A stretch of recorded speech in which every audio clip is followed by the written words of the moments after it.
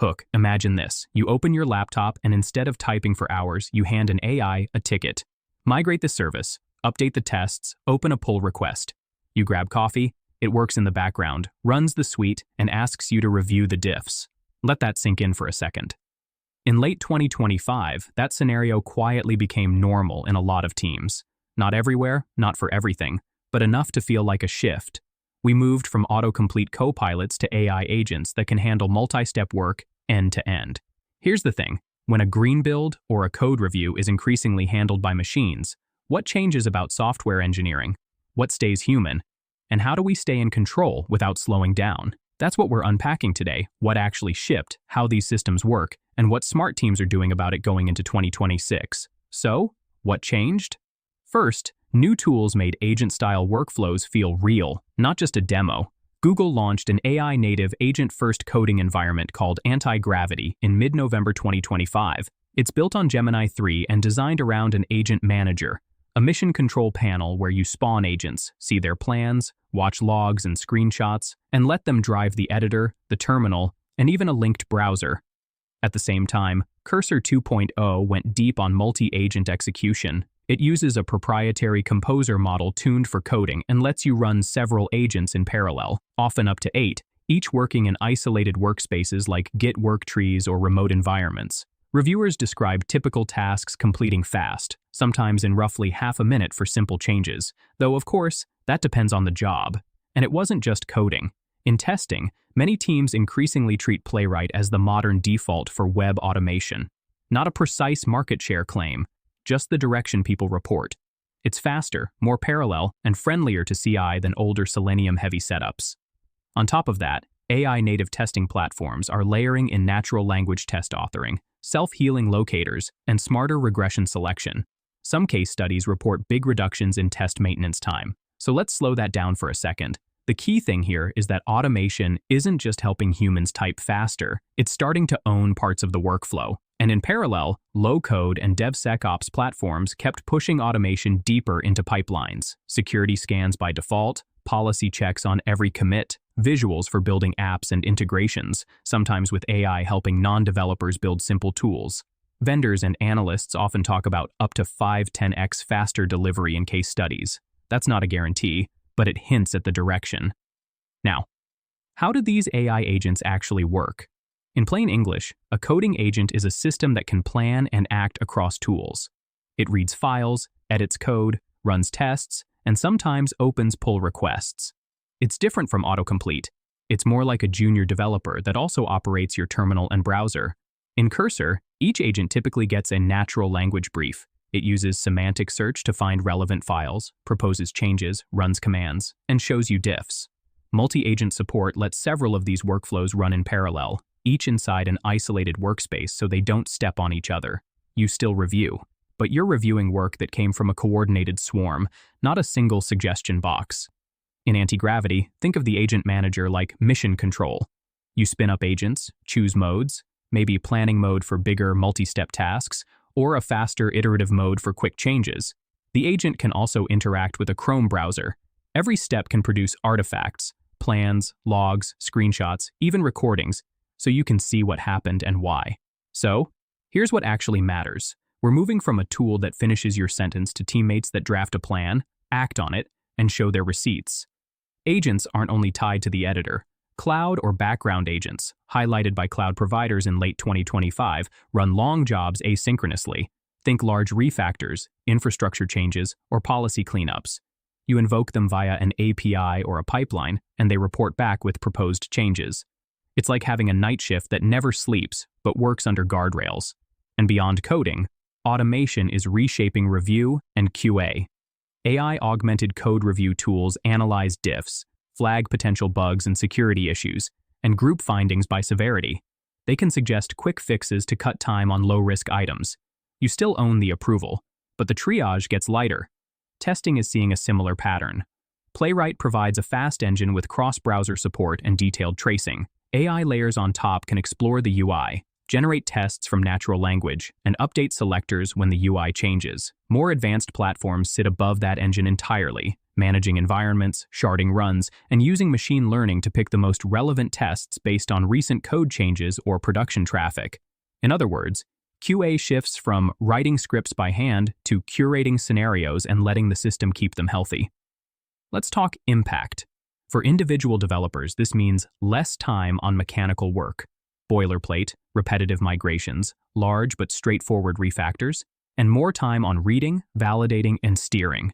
The core skill is changing from type fast to design good tasks and review deeply. You're coaching the system, shaping the ask, checking the plan, and deciding what to ship. For QA and SRE teams, it's a move toward quality engineering. You define scenarios, monitor production behavior, tune regression selection, and investigate the hairy failures automation escalates. You're managing a living test portfolio, not just a suite of scripts. For platform and DevOps teams, deeper automation turns pipelines into more closed-loop systems. A commit triggers builds, tests, security scans, and canary rollouts. Observability signals feedback into which tests to run and whether to proceed. Human judgment still decides the big calls, but the default is a system that moves forward on its own. For engineering leaders, this is an architecture decision. It's about where you draw the line between human and machine responsibility, which classes of tasks, safe refactors, test maintenance, dependency updates, simple feature scaffolding, do you delegate? Under what guardrails, and how will results be audited? And from a business angle, low-code plus AI lets non-developers build internal tools while your senior engineers focus on platforms and hard problems. That can shorten timelines and reduce costs. It also creates governance questions. Who owns lifecycle management for those apps? How do you enforce security and compliance across both hand-coded and low-code artifacts? This all sounds powerful, but it comes with risks. Reliability is the first one. If an AI agent picks tests or applies fixes, you might not notice when coverage quietly degrades. The system looks green, but edge cases slipped through. Over time, that can erode trust. There's also the rubber stamp review problem. When agents do more, humans may skim more. It's tempting under delivery pressure, but shallow reviews plus high automation can compound risk. Security and compliance are big too. Agents that run shell commands, modify infrastructure as code, or browse web apps need tight permissions. Misconfigured roles or prompt injection-style attacks can cause very real damage. Data privacy matters as well. Sending large code chunks to cloud services might be at odds with regulations or contracts unless you've set the right policies. Skill atrophy is worth naming. If junior engineers offload basics to agents, they might get fewer reps debugging, testing, and reasoning about systems. Over a few years, that can hollow out foundational skills. Vendor lock-in is another trade-off. The more your IDE, CI, testing, and observability converge on a single platform, the simpler it feels day to day. But it can be hard to unwind later, especially if proprietary models or agent APIs sit in the middle of your flow. And finally, governance. When an agent makes a change that introduces a bug, the organization still owns it. Accountability inside the team can get blurry if you haven't defined how agent-driven changes are reviewed, approved, and tracked. So let's ground this. The goal isn't to fear automation, it's to design for it. Where is this going next? Expect editor-based agents, cloud background agents, and pipeline automation to blend into cohesive fabrics. Workflows will shift fluidly. A local agent drafts changes, a cloud agent runs a long refactor, the pipeline makes rollout decisions based on live signals. We'll likely see clearer patterns for agent governance, policies for what agents can touch, which environments they can access, and when human approval is mandatory. Audit logs for every agent action will become table stakes, especially in regulated teams. Testing will keep moving toward AI-managed assets, suites that evolve based on production traffic and code diffs. QA teams designing experiments, not copying locators. Platform teams will treat agent capabilities as first-class infrastructure, like CI, CD, or Kubernetes before it. Tooling may consolidate around a handful of ecosystems that offer end-to-end AI-infused stacks, with a long tail of specialized agents plugging in via APIs. Standards around provenance are likely to matter. Think SBOMs for AI-generated artifacts. Which code or tests were AI-generated? Which model? Under which policies? Being able to answer those questions will help with audits and incident analysis. A practical signal to watch: teams defining official agent roles, like build agent, refactor agent, or test triage agent with explicit responsibilities. When agents have roles, permissions, and audit trails, they become stable parts of the socio-technical system, not just helpers on the side.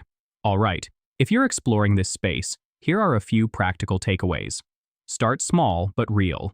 Pick 1 or 2 workflows with clear boundaries, like dependency updates or test maintenance, and pilot with agents end to end. Measure review time, failure rates, and rework. Write the guardrails down. Define which tasks can be delegated, maximum change size, required tests, and when human sign-off is non-negotiable. Instrument for visibility. Turn on audit logs for agent actions, track coverage, flaky test rates, and security findings before and after automation. Keep review standards high. Treat agent outputs as drafts. Pair fast AI-driven triage with deep human review on high-risk changes. Track provenance. Mark AI-generated code and tests in commit messages or metadata. It helps with audits and debugging. Choose integration over novelty. Tools that plug cleanly into your CI, repo permissions, and observability will compound value faster than flashy one-offs. Plan and exit. If you adopt an all-in-one platform, keep data portable. Tests, logs, and agents artifacts. That makes negotiations easier and migration less painful. Invest in skills. Strengthen system design, debugging, and quality engineering. Those skills get more valuable as routine tasks get automated. Let's bring it home. The headline isn't AI writes code. It's that automation is moving from assistive to autonomous across the lifecycle, coding, testing, and operations.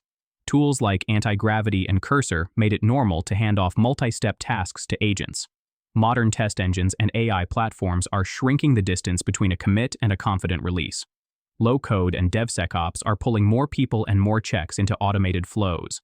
If there's one mindset that helps, it's this. Treat automation as architecture. Decide where humans stay in the loop, where agents take the wheel, and how you'll verify the results. Teams that do this thoughtfully tend to get a structural advantage, not just more output, but more reliable systems and more focused attention from the humans who matter most. Thanks for watching. If you found this useful, a like and subscribe helps us keep making these videos.